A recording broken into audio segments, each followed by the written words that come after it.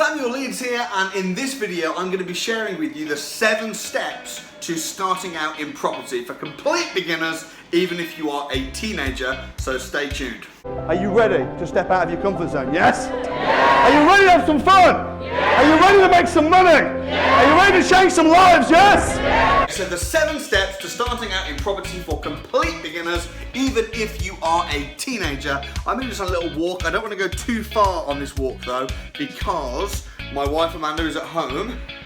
And what day is it today?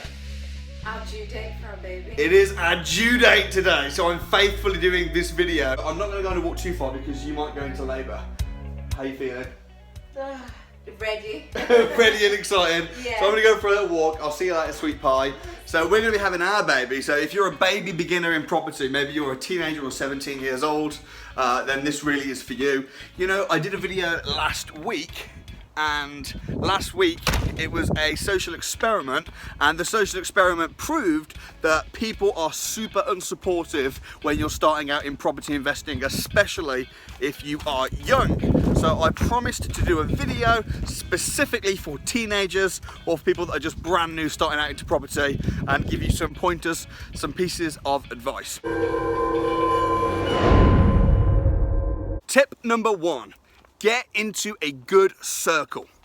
What do I mean by that? You are the makeup of the 5 people that you spend the most time with. Crazy, isn't it? I'll say that again. You are the makeup of the 5 people you spend the most time with. If you're thinking right now, my goodness, I need to get some new friends, you probably do. Now, when I started out in property, I was just literally a teenager, 17 years old. I joined business networks. I attended BNI, 4N, lots of business forums and communities where you have breakfast together and you meet with sophisticated business people. Now, I felt completely out of place, like a kid in a suit. I attended property networking events and got myself around successful people, people that understood property, and people who would take me seriously and believe in me. And if you start doing that, honestly, it's going to have a massive impact on you. If you've got friends who are holding you back, that are dragging you down, then maybe you need to start spending 2 minutes with them rather than 2 hours, or maybe 2 hours instead of 2 days. My first property that I bought, it didn't go in my name, and it wasn't my money that I used to buy it, because it's all about who you know, not what you know. So step 1 is get yourself in a good circle. Which brings me nicely onto step 2. Step 2 is don't be intimidated by anybody. So when you start off and you're going to these networking events and there's these high flyers, people that are a lot older than you, a lot more successful than you, they know a lot more than you, don't be intimidated. Be comfortable in your own skin. And remember that we always overestimate the intelligence of others and underestimate the intelligence of ourselves. Just because someone is a lot older than you does not mean that they're a lot smarter than you. Most people, when they leave school, they stop learning, they stop studying. They just go into a job and do the same mundane thing day after day, and they might say they've got 20 years experience, but really they've just got 1 year's experience photocopied 20 times. So don't be intimidated, and don't be afraid to ask questions and look a little bit silly sometimes. It's okay. If you're a teenager, then this is the time to look stupid. This is the time to ask all the stupid questions in particular. Be intimidated by nobody. And step 3, I call this the coffee trick. What do I mean by the coffee trick? Now, this won't work on me, by the way, so don't try this on me. But there's a lot of people out there that have got lots of knowledge, they're successful, or maybe they're just a few steps ahead of you, and rather than paying thousands and thousands of pounds to go on property investment programs and courses, you can literally find someone that's a little bit ahead of you and say, hey, you know what, you've really inspired me. Would it be okay if I take you out for a coffee and just get to know you a little bit and ask you some questions about how you've done what you've done? Now, most of the time, they'll be almost, flattered and honoured that you've asked them for a coffee, and they'll say yes, they'll want to see you do well, and then you could be able to pick their brains for the whole half an hour or however long you meet them for. It's a way of getting free information. Don't be a sponge, but make the most of the people that you know in your circle. Tip number 4 is don't quit your job to do property full-time. Now, you can do this if you've got 0 responsibilities and no overhead. Say you're living with parents and you just want to immerse yourself in property for a year. You can do this, but I would really suggest keep a full-time job. even if it's just 30, 40 hours a week, because that will give you income and it'll be easier to get a mortgage. Whereas if you go full time into property, it'll be difficult to get a mortgage, it'll be difficult to save up money, and you'll find that it will be very easy, unless you're extremely self-disciplined and motivated, to slip into lazy habits. You don't want to be a bum, so I would say work full time on your job, work part time on your fortune, and it probably won't be very long, maybe a year or two, when you can quit your full-time job, and then you can work full time on your fortune. Tip 5, write down your goals and tell people your goals. Someone once said, if you haven't written down your goals, it's not a goal, it's just a dream. There's a lot of people out there with dreams. There's only few with actual targets. But you don't want to be a dreamer, you want to be a doer, you want to be a success. So write down your goals.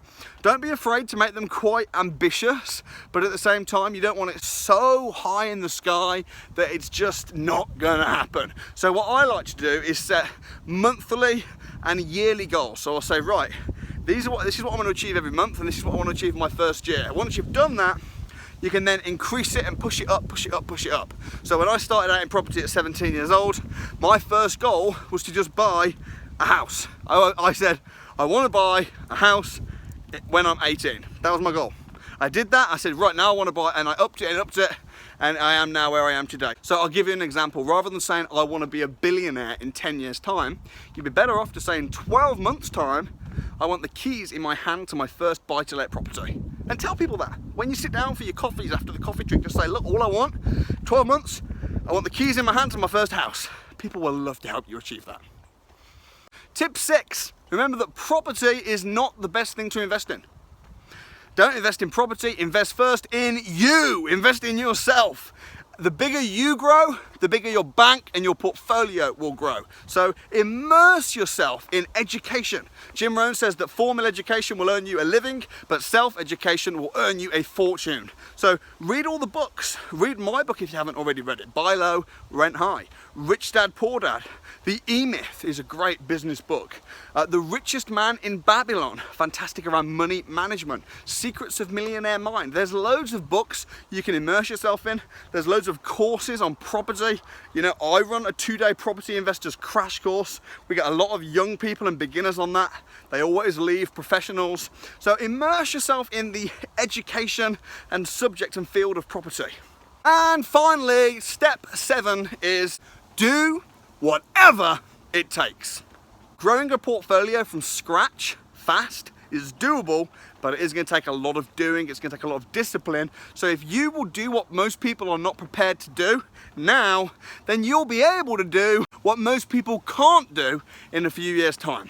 So if you've got to drive a long way to get to that program, if you've got to get up super early to attend that networking event, if you've got to live like a pauper while you save in order to put down some money for a property investment, then absolutely do what you need to do. Now, I could go into all the technicalities of property, but you know what? If you just do those 7 things, I promise you, you will figure it out. The information is out there. When you read the books, attend the seminars, talk to the people, you'll do it.